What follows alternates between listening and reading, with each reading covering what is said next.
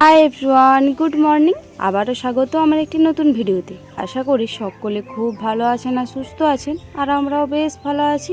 আজ হলো শুক্রবার, আর এখন ঘড়িতে বাজবে ওই 6টা মতো। এখন থেকেই আজকের ব্লগটি আমি শুরু করছি। আশা করছি আজকের ব্লগটি আপনাদের ভালো লেগে থাকবে। কালকে তো আপনাদেরকে তো বলেইছিলাম যে সোনামায়ের অল্প পরিমাণে ঠান্ডাটা লেগেছে, তো বুকের মধ্যে মনে হচ্ছে না সর্দিটা জমে রয়ে গেছে, তো হালকা কাশিও হচ্ছে। তো সেই কারণে অল্প পরিমাণে মধুতে আর তুলসী পাতার রসে খাওয়াবো ভাবছি। তো এই যে সকালে কাপড়টা চেঞ্জ করে নিয়েছি, তারপরে ঠাকুরের পর্দাগুলি সরিয়ে নিলাম। হরে কৃষ্ণ জপটা করে প্রণামটাও না হয় সেরে নিই, তারপরে না হয় ওই যে মধুটি বার করে তুলসী পাতার রসটি বার করব। এই যে মধুটি ঠাকুরের কাছেই থাকে, কারণ মধুটা তো ঠাকুরের কাজেও লেগে থাকে, তো সেই কারণে অন্য জায়গায় না রেখে এই যে ঠাকুরের কাছেই থেকে থাকে। তো আর একটা পুরনো মধুও রয়েছে, ওইটা আমার কাছেই ছিল, তো এই ঠাকুরের কাছেই রেখে দিয়েছি। যদি কখনো ঠাকুরের কাছে দরকার হয়, এই যে দেখুন আমার যে খারাপ অভ্যাস, মানে যে কোনো কাজ কোনো দিনও ভালোভাবে আমি করতে পারি না, যাই হোক কিছু একটা অঘটন ঘটবেই। মধুটি ঢালতে ঢালতে অল্প পরিমাণে পড়ে গেল। তো যাই হোক চলুন সোনামাকে আবার ওইদিকে খাইয়ে দিই, না হলে সোনামায়ের খাবার খাওয়াতে দেরি হয়ে যাবে। এখন মিনিমাম বাজবে ওই 8টা মতো। তো আজকে একটু সকাল সকালই স্নান করে নিয়েছি, কারণ আজকে যাব মায়ের বাড়ি। তো মায়ের বাড়িতে ব্রাহ্মণ বৈষ্ণব সেবা হবে, তো সেই কারণে মা সকালেই ফোন করেছিল। এই কারণে বিশেষ করে এই যে সকাল সকাল মাথাতে ডুব দিয়ে স্নান করে চলে এসেছি। আর এই শ্বশুর বাড়িতেও ভাতটি চাপিয়ে দিয়ে যাচ্ছি, কারণ আমাদের চাল বাড়ন্ত, ভাতের চাল বাড়ন্ত রয়েছে। তো সেই কারণে মা ভাতের চালটি পাছুড়তে বসেছে। তো দেখলাম মায়ের তো দেরি হয়ে যাবে, তো ভাতটা না হয় করে দিয়ে পরে তারপরে না হয় যাব। এখন তো 8টা মতো বাজবে, ওই 9টার মধ্যে ভাতটি হয়ে যাবে, তাহলে 9টার সময় মায়ের বাড়ি চলে যাব। তাহলে মায়েরও হেল্প করতে পারবো আর শ্বশুর বাড়িরও হেল্প করতে পারবো। এই যে ভেবেছিলাম 9টার মধ্যে চলে যাব, কিন্তু সোনামা ওই যে 9:30টার মধ্যে উঠলো। এই তো সবে সোনামাকে নিয়ে বেরিয়েছি। তো এখন ভাবছি যে ভাতটা কিসের জন্য চাপাতে গেলাম। এই গরমের মধ্যে এই সংসারের কাজ আমি সামলাতে পুরো নাজেহাল অবস্থা। জানি না আবার মায়ের ওইদিকে যে কি কাজ সামলাতে হবে। তো এই তো সবে মাত্র ভাতটি নামিয়ে পরেই এলাম, আর সোনামাও উঠে পড়েছিল, ওকে নিয়ে পরেই এলাম। আর আমাকে তো দেখেই বুঝতে পারছেন যে কতটা পরিমাণে ঘাম দিয়েছে আর কি যে গরম করছে। ভাবলাম যে একবার ফ্যানের তলাতে বসবো, তো দেখলাম যে না, আর দেরি করলে চলবে না। এমনিতেই 9:30 মতো বেজে গিয়েছে, এরপরেও যদি দেরি করে ফেলি তাহলে এসে পরে মায়ের কী বার করব। তো যাই হোক এই যে মায়ের বাড়িকে চলে এসেছি। 2 মিনিটের রাস্তা, তো আসতে তো বেশিক্ষণ লাগেনি। এই যে মা কি নাই হাসছে দেখে পড়ে, যে যাক তুই অন্তত এসেছিস, তো কিছু কাজ করবি আর না করবি, তুই এসেছিস, আমি ওতেই খুশি। আপনারা তো 1 মাস মতন আমার ভিডিও দেখছেন, যারা কন্টিনিউ আমার ভিডিও দেখেন আপনারা হয়তো দেখে থাকেন আমার যতই কাছে বাপের বাড়ি হোক না কেন, আমি তো খুব একটা আসি না। তো সেই কারণে আমি এসেছি বলে মা না খুবই খুশি। তো সেই কারণে মা বলছে তুই এসেছিস, আমিও কিন্তু ওতেই খুশি। যাই হোক মা বলছে তুই যা পরিমাণে ঘেমেছিস তুই আগে ফ্যানের তলাতে বস, তারপরে না হয় যা কাজ আছে করবি। আস্তে আস্তে সোনামাও প্রচণ্ড পরিমাণে ঘেমে গিয়েছিল, তো সেই কারণে দুজনা মিলে একটু ফ্যানের তলাতে বসেছিলাম। তো এইদিকে ওই যে ভাই বোনু সকলে মিলে সোনামাকে নিয়ে খেলা করছে। আর মা আমাকে এই যে একটা স্প্রাইট এনেছে, ওইটি বললো যে খেপি প্রচণ্ড পরিমাণে গরম করছে, তো ওইটা খা, তাহলে দেখ শরীরটা ঠান্ডা করবে। তো মায়ের কথা শুনে অল্প পরিমাণেই নিলাম। তো সত্যি কথা বলতে আমার একদমই ভালো লাগে না, এই স্প্রাইট জাতীয় জিনিস বেশি ভালো লাগে না।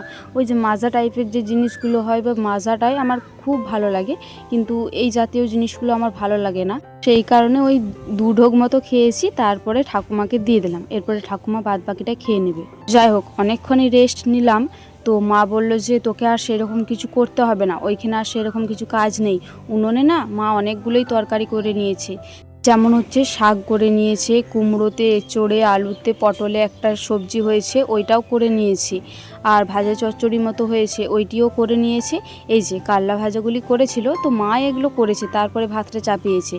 আমি মাকে বললাম যে মা তুমি না হয় সোনামাকে কিছু একটা খাইয়ে দাও, কারণ ওকে তো ঘুম থেকে তুলেই পরেই নিয়ে চলে এসেছি, তো সেই কারণে ওকে কোনো খাবার খাওয়ানো হয়নি।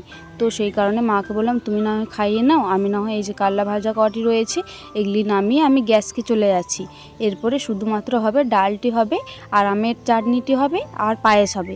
তো মাকে বললাম যে মা আমি না হয় ডালটি আর আমের চাটনিটি করে নিচ্ছি, তুমি না হয় পায়েসটি করে নেবে, কারণ সত্যি কথা বলতে আমি পায়েসটা অতটা ভালো পারি না, আর আমি ভালো পারলেও মায়ের হাতের পায়েস দুর্দান্ত হয়।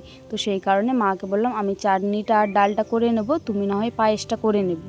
তো যাই হোক, যতটা ভাবছিলাম যে এসে পরে আবার এইখানে হয়রানি হতে হবে, অতটা কিন্তু হয়রানি হতে হয়নি। কারণ ওই যে তাড়াতাড়ি রোদ চলে আসবে বলে মা অনেকক্ষণই রান্না চাপিয়ে দিয়েছিল। তো যে তরকারিগুলো হতে একটু বেশি পরিমাণে টাইম লাগবে ওই তরকারিগুলোই আগে করে ফেলেছে মা। তারপরে ওই যে ভাতটি চাপিয়েছিল আপনারা তো দেখলেনই। আর সত্যি কথা বলতে মাদের এই চালের হয়তো ভাত হয়, তো সেই কারণে অনেকক্ষণ টাইম লাগে। মিনিমাম মা বলে ওই 1-1.5 ঘন্টা মতো টাইম লাগে। তো সেই কারণে ভাতটা ওই যে উনুনটিতেই বসিয়ে দিয়েছে। আর এই যে গ্যাসটিতে আমি আমের চাটনিটিও করে নিচ্ছি। আর এর আগের দিনকে বলেছিলাম না যে চাটনিতে যদি গুড়ের কালারটা ভালো হয় তাহলে চাটনির কালারটাও কিন্তু ভালো আসে। এই যে দেখুন, আজকে মাদের বাড়িতে চাটনিটা করছি, গুড়ের কালারটা কিন্তু দুর্দান্ত, এত সুন্দর লাগছিল। আর আমি না এইরকম যদি গুড়ের কালার হয় না খেয়ে থাকতে পারি না। আমি না অল্প পরিমাণে খেয়েও দেখলাম, সত্যি কথা বলতে বেশ খরা খরা টাইপের লাগছিল, দারুণ লাগছিল খেতে। এই যে আমটিকে ভালো করে কষিয়ে তারপরে গুড় দিয়ে দিয়েছি। আর টিফিনটিতে এই চাটনিটির পরিমাণেই গুড়টি ছিল। তো মা বললো যে অল্প পরিমাণে টিফিনটি ধুয়ে ওই জলটাই দিয়ে দে, ওই জলটাতেই দেখ আমগুলিও সেদ্ধ হয়ে যাবে, একদম চুটচুটেভাবে হয়ে আসবে, তখন না হয় নামিয়ে নিবি। এরপরে গ্যাসটি অফ করে দিয়েছি, এরপরে না হয় নামিয়ে নেব। আপনারাই বুঝতে পারবেন ডিফারেন্সটা। এর আগের দিনকে আমি শ্বশুরবাড়িতেও চাটনি করেছিলাম, কিন্তু সেই দিনকে গুড়ের কালারটার জন্য চাটনিটার কালারটা কিন্তু অতটা ভালো আসেনি। আর আজকে দেখুন গুড়ের কালারটার জন্য চাটনিটার কালারটা কি সুন্দর লাগছে। আর সত্যি কথা বলবো, মায়ের কথা অনুযায়ী রেসিপিটা করলাম, পরপর যা বলে গিয়েছে আমি তাই তাই করেছি। তো সেই কারণে হয়তো চাটনিটা খেতে অসাধারণ লাগছিল। যাই হোক, চাটনিটা তো নামিয়ে দিয়েছি, এরপরে না হয় ডালটা চাপিয়ে দিই। তো প্রথমে আমি 1 ঢাকনা মতনই তেল দিচ্ছিলাম। তো মা বললো যে আর একটু অল্প পরিমাণে দে, কারণ সকলে মিলে খাবে। তো ওই যে ফড়ঙের মধ্যে দিয়েছি জিরে ফড়ং, আর অল্প পরিমাণে দিয়েছি 5 ফড়ং, আর একটি মতো শুকনো লঙ্কা, আর অল্প পরিমাণে দিলাম হিং। এই যে আদা জিরে বাটাটাতে মা একটু বেশি পরিমাণেই জল দিয়ে দিয়েছি। তো মাকে বললাম যে এতটা জল দিয়েছো কেন? মা বললো ওই যে শিল ধোয়া জলটি ছিল ওইটাই দিয়ে দিয়েছি। ওই যে মায়ের অভ্যাসটা আমিও পেয়ে গিয়েছি, আমি ওই শিল ধোয়া জলটা ফেলাই না, দেখেছেন তো আপনারাই। যাই হোক, অনেকক্ষণ ধরেই কষিয়েছি, এরপরে তেলটি ছেড়ে দিয়েছি, এরপরে না হয় ডালটি দিয়ে দিই। তো এটি হচ্ছে বিউলি কলাইয়ের ডাল। ওইদিকে না মা স্নান করাচ্ছে, তো মা বললো ডালটি ফুটিয়ে নামিয়ে দে, তারপরে তুই না হয় সোনামাকে ব্রেস্ট ফিডিং করাবি, আমি না হয় ততক্ষণকে পায়েসটি বসিয়ে দেবো। যে ডালটির ফুট চলে এসেছে, এরপরে ভালোভাবে ফুটে গেলেই নামিয়ে দেবো, বেশিক্ষণ আর ফুটাবো না। তো ডালটা আমি আর নামাতে পারিনি, কারণ তার আগে সোনামা কান্নাকাটি করতে আরম্ভ করে দিয়েছিল। মুহূর্তে অনেকটাই টাইম পার করে ফেলেছি, এখন মিনিমাম বাজবে ওই 2টো মতো। মুহূর্তে আমি আর ঠাকুমা খেতে বসেছি, মা এখনো পর্যন্ত বাকি রয়েছে। সকলের কিন্তু খাওয়া দাওয়া কমপ্লিট হয়ে গিয়েছে। শেষকালে মায়ের স্পেশাল একদম বাড়িতে বসানো চিনি খড়িয়ে দইটি তৃপ্তি সহকারে খেলাম। এই মুহূর্তে আমি বাপের বাড়ি থেকে চলে এসেছি শ্বশুর বাড়িতে, আর এখন মিনিমাম বাজবে ওই 6টা মতো। তো ওই যে সেদিনকে সোনামায়ের খাবারগুলি মা ভেজে দিয়েছিল, তো আমাদের বাড়িতে যেহেতু মিক্সচার মেশিন নেই, তো সেই কারণে না আর গুলিকে গুঁড়ো করা হয়নি। তো এই যে আজকে সোনামার পাপাকে বললাম যে সোনামায়ের খাবারটা কিন্তু এরপরে শেষ হয়ে এসেছে, ও 1 দিন বা 2 দিন মতো চলবে। তো সেই কারণে ও হয়তো রকি ভাইদের বাড়ির থেকে এই মিক্সচার মেশিনটি নিয়ে এলো। আর এই যে দেখুন, আমার সবেতেই মানে সব কাজে একটু কিছু না কিছু হতেই হবে। এই পলিথিনটা এতটা পরিমাণে টাইট করে বাঁধা রয়েছে, খুলতে খুলতে তো আমার নখটাই বেজে গেল। তো আমি পারছিলাম না, তো সোনামার পাপা ওইদিকে মুড়ি খাচ্ছিল, ও আবার এলো, ও বলছে একটা পলিথিন খুলতে পারছো না তুমি? আমি বললাম যে না পারছি না, তুমি না হয় একবার চেষ্টা করো, অনেকটাই জোরে বাঁধা রয়েছে। তো ও না পারছিল না, জানেন তো, ও অনেক চেষ্টা করার পরে তারপরে পেরেছে। আর দাঁড়ান, আপনাদেরকে আর একটা কথা বলে থাকি, আজকে মিনিমাম 2-3টে ভিডিও ক্লিপ আপনাদের সাথে শেয়ার করতে পারলাম না, হয়তো আমার ভাগ্যটাই খারাপ। জানি না আজকে ফোনটা কি হয়েছিল, ভিডিওটা অন করছি অথচ ভিডিওর কোনো টাইমিং দেখাচ্ছে না, বা ভিডিওটা অফ করাও যাচ্ছে না। আবার সেট থেকে ডাইরেক্টলি মানে ক্যামেরাটাকে যদি উড়িয়ে দিচ্ছি তারপরে বন্ধ হচ্ছে, যদি ক্যামেরাটা থেকে মানে ক্যামেরাটা অফ করতে চাইছি তাহলে অফ হচ্ছে না, আর ক্যামেরাটা অন দেখাচ্ছে অথচ টাইমিংটা দেখাচ্ছে না, আর কোনো ভিডিও শ্যুটও হচ্ছে না। তো সেই কারণে আজকে অনেক ভিডিও শ্যুটই করেছিলাম আপনাদের সাথে শেয়ার করব বলে, ওই যে বামুন বৈষ্ণব সেবা করা A to Z সব কিছুই মানে ভিডিও শ্যুট করেছিলাম, কিন্তু পরে আমি দেখছি এটার কোনো একটা ভিডিও ক্লিপ হয়নি। তো আমার তো ভীষণই খারাপ লাগছিলো, আপনার সাথে শেয়ার করতে পারলাম না, অথচ আমি ভিডিও শ্যুট করেও ভিডিও ক্লিপগুলো হয়নি। তো তার জন্য আমি ভীষণ দুঃখিত আপনাদের সাথে এগুলো শেয়ার করতে না পারার জন্য। আপনারা যদি কেউ জেনে থাকেন যে এটা কি কারণে হয়, কিসের সমস্যার জন্য, তো আশা করি আমাকে কমেন্ট করে জানাবেন। তো আমি না কিচ্ছু বুঝতে পারছি না যে এটা কিসের জন্য হচ্ছে।